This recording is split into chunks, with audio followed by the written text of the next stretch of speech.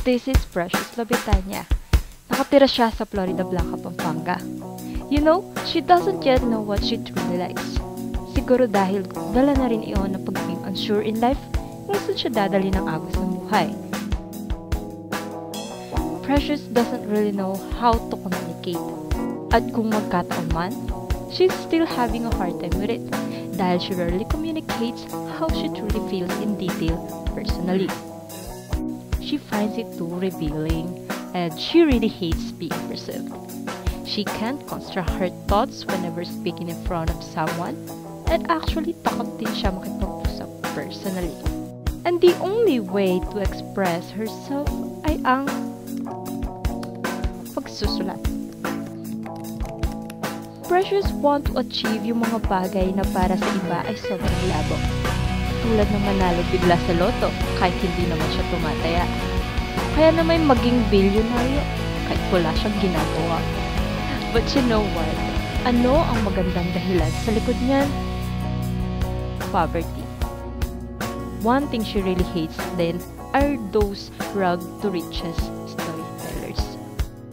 We all know naman na poverty is the hindrance talaga sa mga pangarap natin, lalo na Filipinos, is the romanticization of resilience and poverty.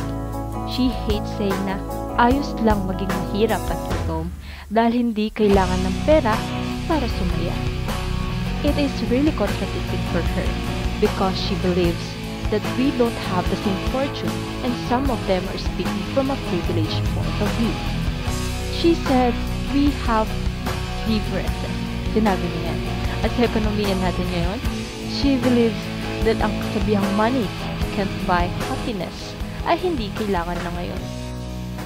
She wants people na maging empathetic and realistic.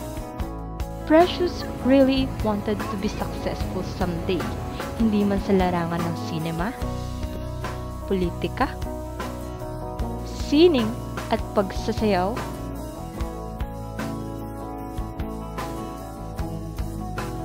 But in terms na alam niya ano na talaga ang purpose niya sa mundo, one of the reasons why she wants to be rich is to help stray dogs and other animals through donation and welfare programs. She also dreams of living on a farm na maraming animals. She's a 19-year-old. For her, life gets harder and harder every single day. Or maybe, this is just what growing old feels like. It making us realize that the things we thought we already knew are nothing compared to the things we are about to know.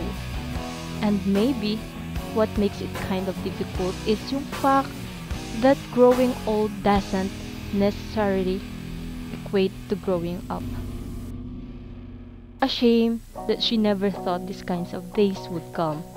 Therefore, she had to deal with them, not Freddy. She has recently, like what Ato Marolio said, there's nothing like reading a good book to make you realize that there's so many things in this world that you don't know.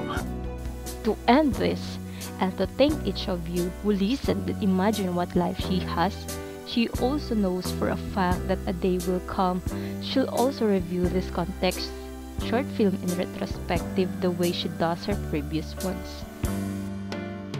Kaya kung hanggang dito na lang ba? Yun ang tanong ko. Masyado na tong mahaba.